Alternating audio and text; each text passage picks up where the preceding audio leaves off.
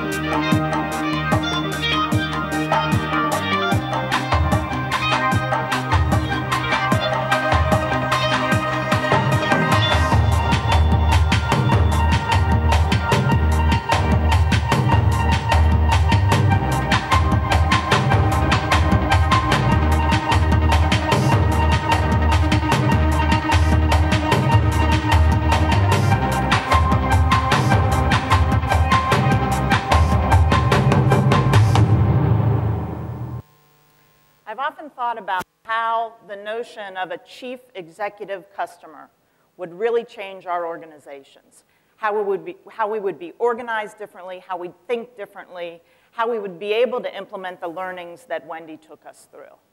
By the way, I'm not sure I'll get as many followers as just Paul, but in case you're interested, my Twitter handle is up there. Be most obliged if there's anything interesting that I say. I often say to people, I think in 140 character words or phrases, so hopefully it'll be easy to pick up on some of this. But really, when we think about what's happening in our world, the changes that make those learnings that Wendy took us through so real, so powerful, and so imperative to the changing nature of what we're doing, I think there is a piece of this that's about technology. We believe from an IBM perspective that we're in the midst of a significant technology shift, one that cannot be missed, or if we say it another way, if we miss it, it will be difficult if we ever can recover. And that is this intersection of social, mobile, cloud, big data analytics, and yes, the Internet of Things. Brad talked about it in terms of the wearable computing options. We really think from an IBM perspective that the power of Watson, accessible through a device on your body, changes the whole way we think about the world, and specifically solving the world's problems. In fact, we think that's the very driver that's behind what's changing our profession. But it's not only changing our profession, it's changing professions around the world. And quite frankly, none of us were trained to be able to approach our jobs in this way. It's changing the way mayors govern cities. It's changing the way police fight crime. It's changing the way doctors treat patients. And yes, it's changing the practice of marketing. So we thought if we looked at marketing changing, we should start with what do we do today in marketing. So we think as marketers, we've always been responsible and probably always will be responsible for these three things. First, we've always been responsible for knowing the customer. Second, we've always been responsible for knowing and defining what to market and how to market it. And thirdly, we have always been responsible for protecting the brand. So what's changed? Well, as Wendy has walked through, and as I have said in terms of a number of the technology shifts and data changing our world, there are a number of factors that are specifically relevant to our profession. So we went out and talked to about 1,700 chief marketing officers from around the world. And they told us a number of things about their job and their world, but specifically they told us that there were 4 things that they felt were most important for their job and they were the least prepared for. And this did not change by industry, by country, by organization size. And essentially, they're the 4 that you see here. The increasing number and choices around device choices, social tools, digital, globalization, changing consumer demographics, and this explosion of data. Now, I think leadership, or specifically transformation, is a factor of whether we're prepared and we have a mandate. So on the one hand, this CMO survey says we are not prepared. On the other hand, we did a CEO study in IBM not that long ago, last year, and the CEOs said 3 key things that related to what they expect of their organization, and one of those was around understanding customers in a more in-depth way, about being able to optimize the customer experience and engagement in some new manner. And in fact, not only did they say that, the data proved out that those organizations that did that more systemically, more through analytics, were outperforming their peers. So CEOs holistically, perhaps not yours individually, but ours holistically, have given us this mandate to be closer to the customer. And on the other hand, we are underprepared for the changes occurring that affect our profession. So I agree with Brad. It is a great time to be in this profession, but it is changing, and changing very quickly. And so the only question is, how will we change, to what, and whether we will lead in this transformation or be following someone else who may perhaps take our job if we're not leading this significant shift, not only for our function, not only for marketing, but for the enterprise. Okay, well, if things are changing, what are they changing to? So let's go back to those 3 things we've always done and look at how they're changing as a result of these shifts.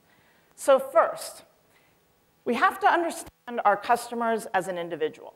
And we have the technology, we have the capability to do this. This is about being able to have internal data, external data, structured data, unstructured data, real-time data, yes, big data, but really about how it all comes together to give a single view, in fact, a predictive view of our customers. So we're going to take a look at a video, and I'd like for you to just think about how well you understand your customer as we go through this. Can you describe them? Can you predict their behavior? Can you prescribe or identify their next best action in a way that surprises them? So Santam, next video, please.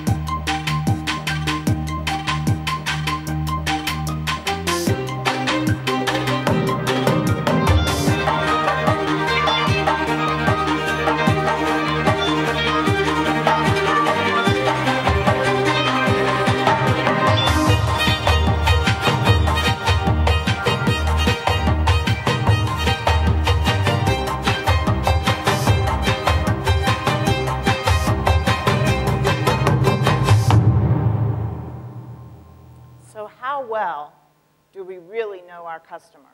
our customer as an individual. Now, I would argue it's not a problem of data or technology. We have lots of data, but how are we connecting it together to get that unique view of the customer as an individual? If you can see the chart, the inner ring is sort of the data that we have available internal or inside our organizations today, and the external data, or the external ring, is data that we may need to pick up from things outside sort of our systems of record or internal systems that we have today to get a more complete view of the customer or potential customer's behavior. And I think it's not about the data or the technology because it's about the question.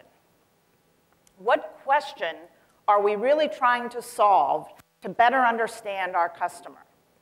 Now, I'll tell you a few stories, but I think if you can answer that question for your job or for your company, you'll be able to bring together the meaningful data in a much more actionable way.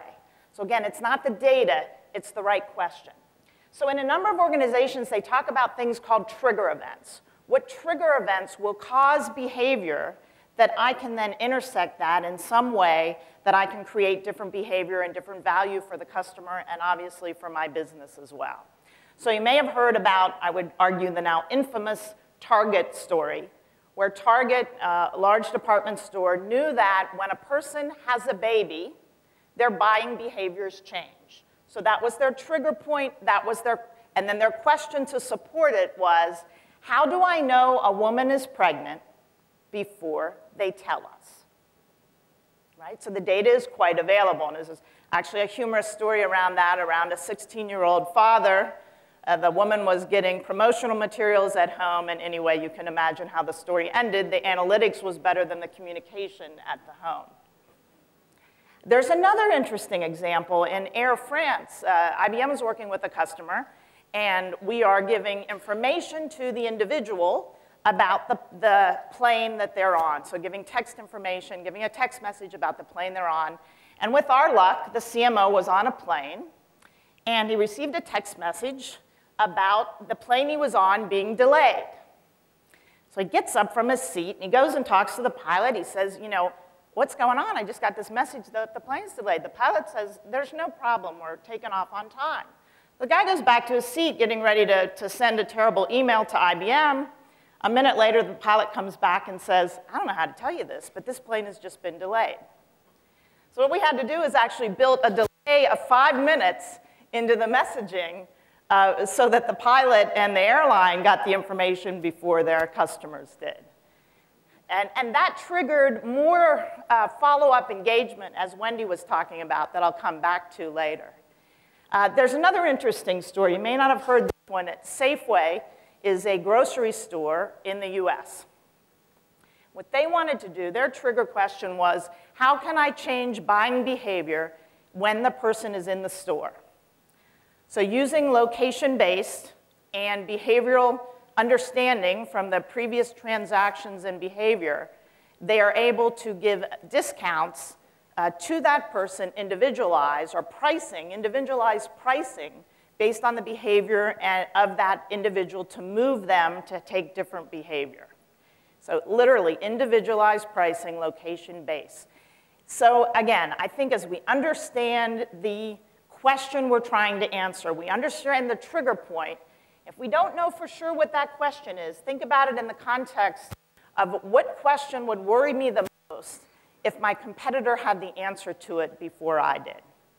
And that, I hope, will help you then bring this data together in a more meaningful way to understand our customers as an individual. Because once we understand them as an individual, then we can create this system of engagement.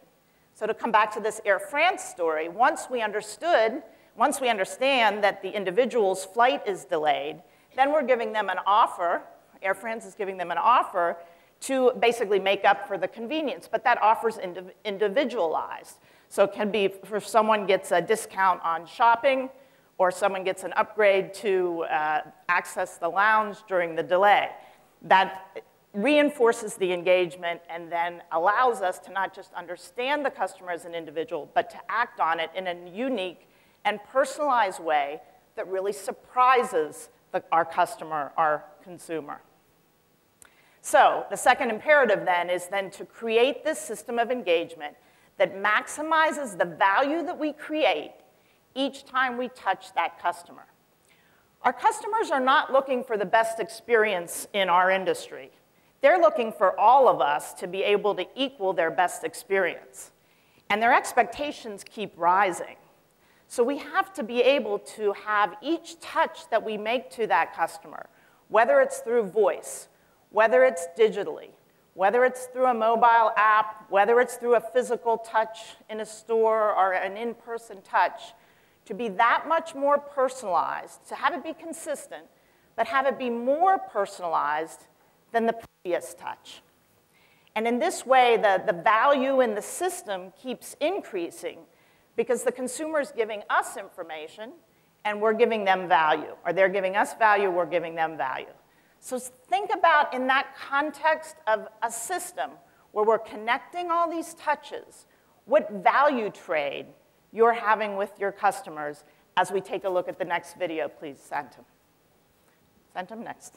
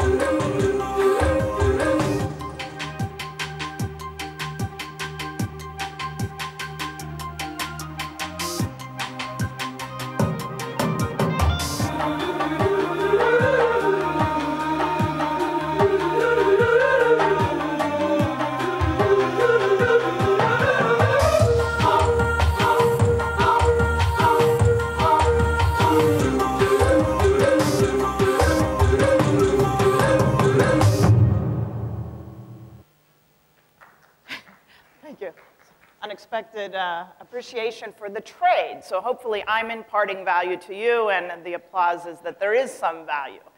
But what's interesting in this is that in many of our organizations, not only have we not defined the system, we haven't defined the customer journey.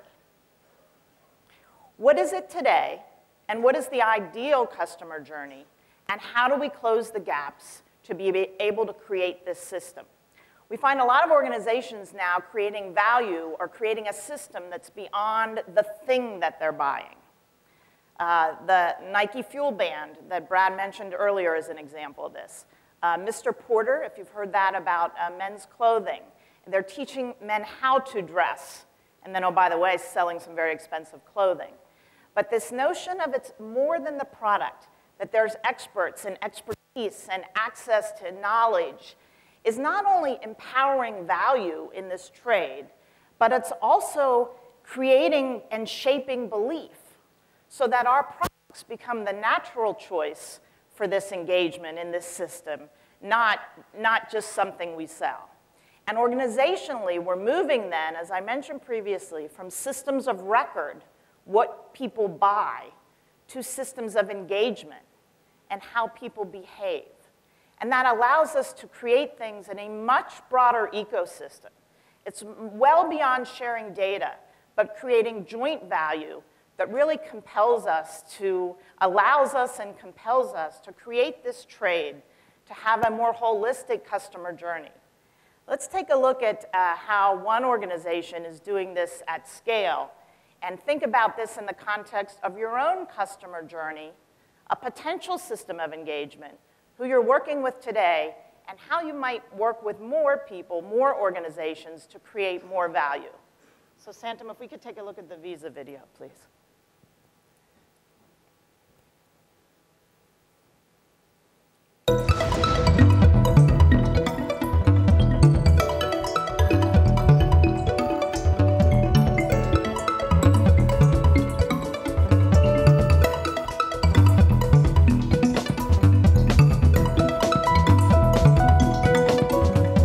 Mobile today is like email from a few years ago. If you don't figure out the right way to use it, you're not going to be in the game.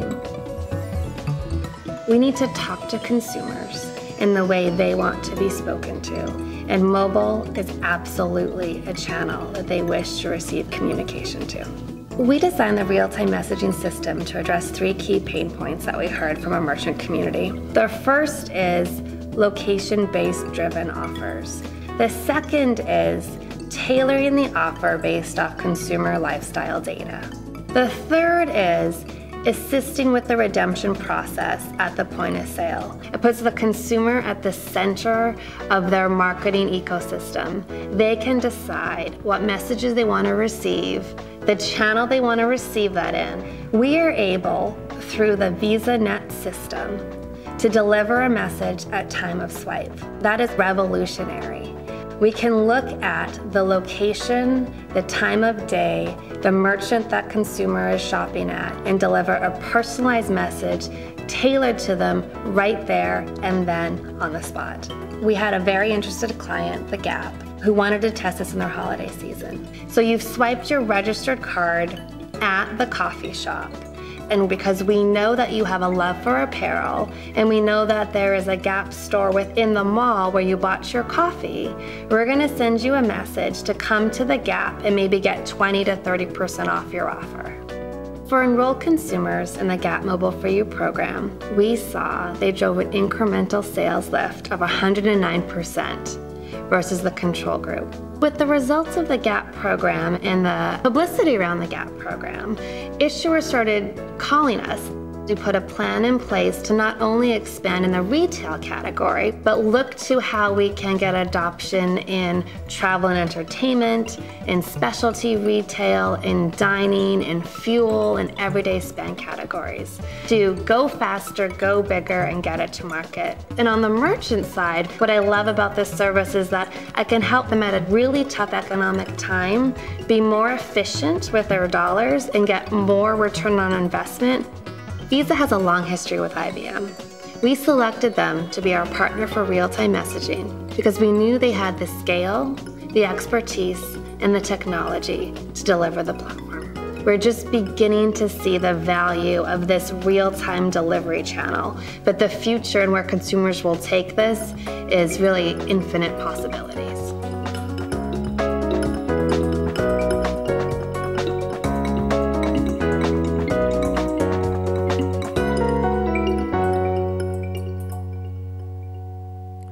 So right, that's a trade I'd take. So essentially, I swipe my Visa at the coffee store and get a discount to go to another store in the same mall that I may or may not have been planning on going to anyway. So at the point that matters, I'd be willing to turn my location-based services on to get a message where I got immediate value. And so you can begin to see how this system of engagement is helping organizations today. And hopefully you noticed as well toward the end of the video how this is extending beyond the retail example into other industries, such as travel and transportation. What is your system, what is your customer journey when it connects to multiple organizations and even multiple industries? And how will you lead in the creation of that ecosystem to deliver more value that surprises your customers? I think in this case, you saw a very simple example that was surprising, compelling, and drove value. So I have another example to talk to you about. And my guess is no one thought I would bring this example to talk about in terms of this conference. And that's the Obama campaign. So I don't know if you've read about some of the campaign dynamics that was used in the 2012 election. You may have heard some or seen some of the social media that was used in 2008. The first thing I would tell you is the work that happened in 2008, they never shut down the campaign operation. But they thought they needed different skills as they were moving toward 2012. So the Obama campaign did not hire the typical political staffer. They went to Silicon Valley. They went and got data analysts from Fortune 500. They went and got academics. They even have a high-energy particle physicist as part of the team. And it got me thinking, are we creating teams diverse enough in marketing to solve the challenges that lie ahead? But at any rate, the Obama campaign had this diverse team. They had more people in analytics in the 2008 campaign, but they increased that by 5x in their 2012 campaign. They learned essentially that their gut feel was worthless. Consistent with what Wendy said, they tested and tested and tested everything. An example I like to think about is they tested the subject line of emails. They had 18 different subject lines they tested, and the one that started hey, H-E-Y, got the most responses of any. They said, look, sometimes ugly won, sometimes highlighting won, but they had to keep refining this and testing it because it got stale very quickly. They ran 66,000 simulations every night. They had dynamic modeling. They didn't do what they called, in fact, they don't like if you call what they did micro-segmentation. They did dynamic modeling down to the individual citizen, or voter in this case, to be able to predict accurately, less than 1% delta to the actuals, voter behavior. One of the things they also thought is they wanted the energy to be that they were going to lose. The media thought it would be a close election. It was not close. And most everyone gives the analytics capability credit for why that was not close. The ability that the Obama campaign had to not just understand the behavior, but to be able to create what I'll call a science of persuasion. They created this system of engagement that allowed them to perfect the touches, so it wasn't a single touch, but for example, around donations, they were able to understand not just which emails worked well, but how to optimize the touches, the apps, the capability to make it easier to donate. And there's a new phenomenon now in US campaigns around multiple donations as a result of how easy they made it and how it was created in terms of a system of engagement. Look, I think all of this is interesting, but I think what's most interesting about what we can learn from the Obama campaign and their insight is where they're going. And so let me just get the words right on this. There are 3 things that they believe they can do better and where they think their campaign is going. And if you continue to get Obama emails, you can see that they're continuing to refine their approach in these areas. So they're not just getting the results in terms of optimizing marketing spend, they're also getting results in terms of how they allocate resources. So anyway, where they're going in the future. Better social targeting. This is very consistent with what Wendy said around being share-worthy. But not only about being share-worthy, but understanding the influencers that matter. In our world, it's estimated that 6% of our influencer, or those that are interacting with our brand, are the influencers that matter. Do we know who those are? And are we creating our system of engagement in a unique way to be able to address them? So on the Obama side, the influencers that they want to more effectively target socially to be able for them to have influence in others across the campaign ecosystem. Second, they want to do real-time analytics. Now, I would argue they were doing pretty much real-time, but they don't think of it that way. They think they can be much faster, much more effective, and have a competitive edge to take further time out of the equation. Thirdly, they believe they can improve in terms of true digital integration. They do not think there will be a difference in the future around a community organizer and a digital campaign leader. And I wonder then, what does that look like for us in terms of digital and marketing? How does that work together? Or does it even matter in terms of how we're driving enterprise transformation? So I think those are some of the lessons that we can take from that campaign in terms of how I will argue these imperatives were made real in terms of the success that that campaign had. Now, on the other hand, I think that the very technology that enables these first 2 imperatives to be real, to be possible, so understanding the customer as an individual and creating that system of engagement, are in fact the risk in the 3rd imperative. The 3rd imperative is around designing our culture and brand so they are authentically one. You see, in that system of engagement, there's a touch.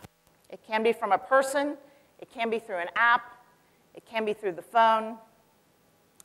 And that has an opportunity to be brand worthy, to be consistent with our brand and culture intersect. And if it's really compelling, the system can even not be quite as optimized. It gives us some time to continue to improve if every one of those touches are consistent with the brand. But to do that, we have to know what our brand stands for and to ensure our employees are living it.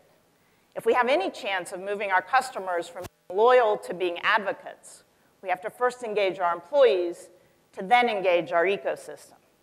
So let's take a look at a video to see how it's possible to get this link between, and think about yourself as well, this link between where you are in terms of defining what your brand stands for and whether your employees are living it. So send them next video, please.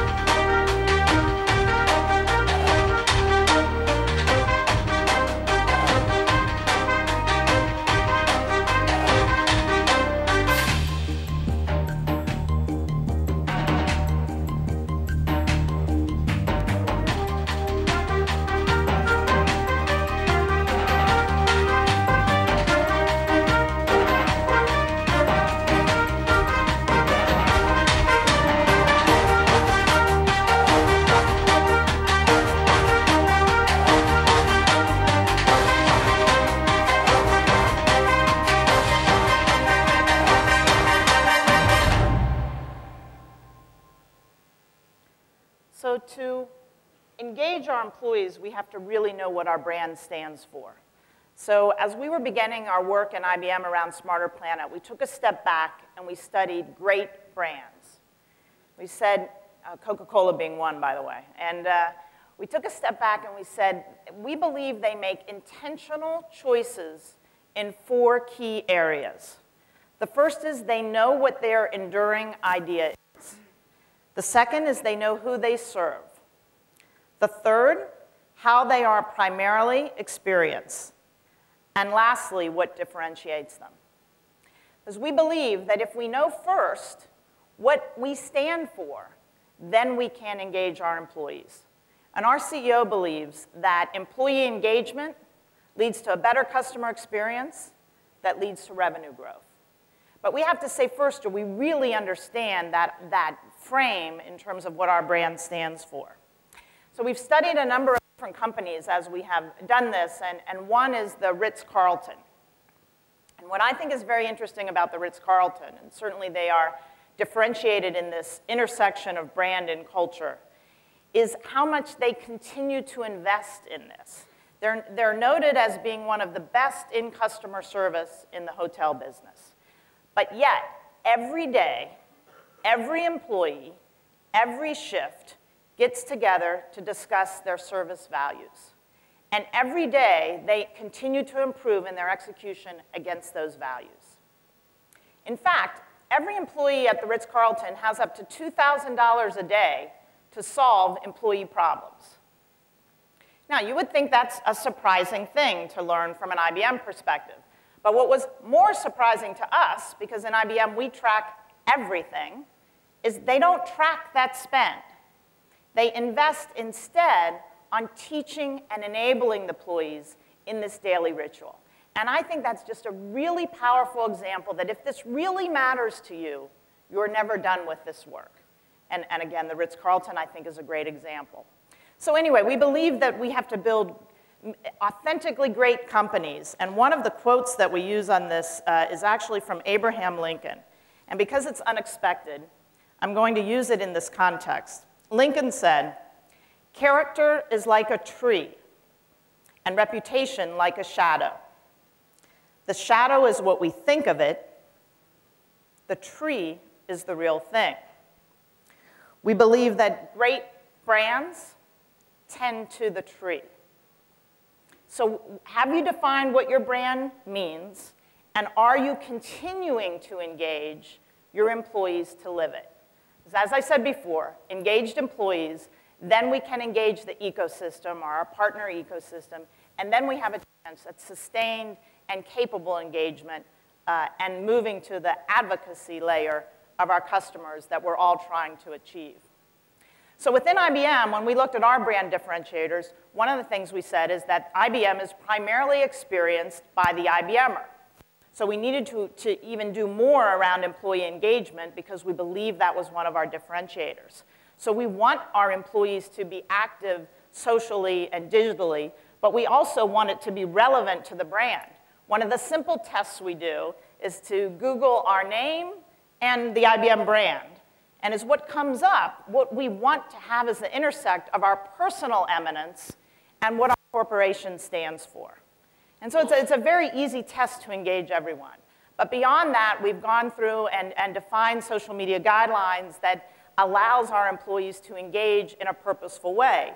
Because we recognize, back to some of the discussion we were having about the attorney factor, and IBM has plenty of them, from Wendy's discussion, is that this gap in our brand and culture intersect, or these moments of truth, or potential moments of truth, could be disastrous if our employees are out and engaging in ways that are not consistent with the brand. In fact, I would argue there are no neutral moments of truth. They're either positive or negative. And so we're using social listening to lead to action, as Wendy said. You know, I think of it, a lot of us go through different kind of brand health, our brand surveys, brand health monitors to define what our brand stands for. And often those can be annual or biannual. I think of that more like a physical, and social listening more like a pulse. The question is, what are we doing with that pulse rate to be able to engage the 6% that matter and the employees that matter in terms of the eminence and within IBM, the expertise that we're trying to deliver? So one of the things we put in place in IBM, and Satyam, if we could go to the link, please, is called IBM Voices. With a little bit of luck, some of my IBM colleagues who are part of this will have been tweeting, and we'll be able to see them, their tweets come up, where essentially it's a mashup of IBM employees' social interactions coming together through something we call IBM Voices, where you can see the expertise and eminence of my colleagues, and hopefully me as well. I don't think we're there yet, Santam. Come through this, or maybe you could look at it yourselves. Hopefully it's coming up soon. There we go. So you can see what's trending in terms of what IBM employees are doing in social media channels at the minute. You can see their active tweets. You can see blog activity. Hopefully you can see video and other things as they're happening. So again, we have so much confidence, and we know how important, there's me. So anyway, you get a sense for an example of engagement in a very purposeful way. Just give you a second to take a look at this. We were doing a practice run last night, and one of my colleagues, Virginia, actually didn't know she was coming through IBM Voices, and I think she's taken down a lot of tweets about her mother and her dog as a result.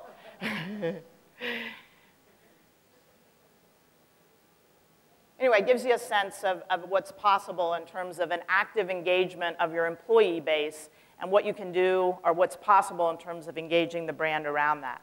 So let's go back, I guess, then to the main charts. Okay.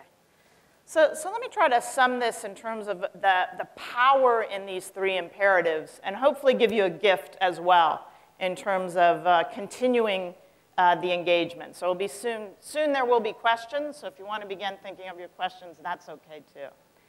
So look, these three professions, I believe, help us to be more like Wendy, help us to advance the profession of marketing, but I think more importantly, actually define an enterprise transformation. This notion of understanding the customer as an individual, creating that customer journey map in a system of engagement that brings together industries and capability in ways our customers don't even imagine, can't even imagine, and therefore have this wow factor, or the value is so compelling, they engage with us in more meaningful ways that is always consistent with that intersection of brand and culture. Of course, it helps if we have the CEO mandate, but I think there are partnerships, this play well point Wendy made, that are critical through these imperatives. We see in the first imperative a collaboration between the CMO and the CIO as being key, or marketing and technology, if you prefer to think of it that way, because analytics underpins so much of that capability. In the second area, we see creating a system of engagement around the head of marketing or the CMO and head of sales, because the way sales comes together in this system is critical to really achieving the business value that's possible through that system, as you may recall in the Visa video. And interestingly, we see this brand and culture intersect often as a partnership between the CMO and the CHRO. So our partnership across the C-suite, the fact that these imperatives are a C-suite mandate and not only elements of change for our profession, helps with our capability to lead and transform the organization to serve this empowered customer. I'm often asked, who's the best at this? Which company is the best at this? And I don't think any one company is doing well at all three of these imperatives today. I would argue that Amazon does a pretty good job at imperative 1. I think Apple does a pretty good job in defining a system of engagement in their different touch points. And I think the Ritz-Carlton does a phenomenal job at the intersection of culture and brand. But they would tell you, they would be the first to tell you, they are not taking advantage of the other two imperatives to be able to bring more impact toward that DNA they have in their culture of the service. They call it ladies and gentlemen, serving ladies and gentlemen. They have that culture, but they don't have the analytics and capability to take full advantage of that. So we all have an opportunity in our companies, in our leadership, in bringing these imperatives together in a holistic way that really allows us to transform our enterprise to serve our customers with a digital foundation that will allow us to lead and truly redefine the practice of marketing.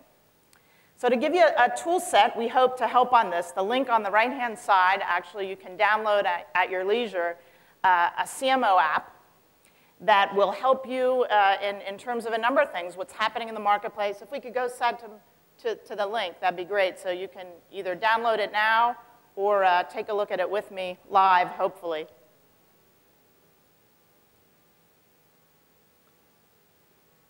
And if we could maybe take a look at the agency rater. Are any of the agencies here? Look, I just wanted to, so you'll see your rating here. Agencies can rate themselves as well, but I just wanted to remind you of the first imperative that we understand you as an individual. But anyway, if you have a chance later, we're running a bit short on time, so Satam, is it coming up? Okay, so let's click, if you could scroll down and let's click on the agency rater. There we go.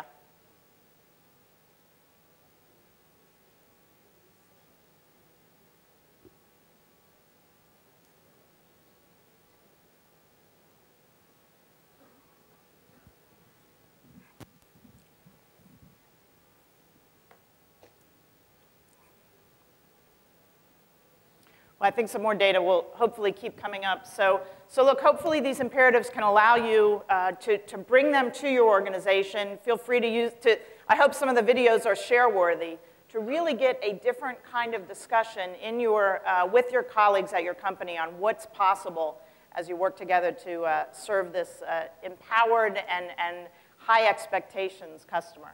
So Brad, if we could take questions now, I'd be happy to take them.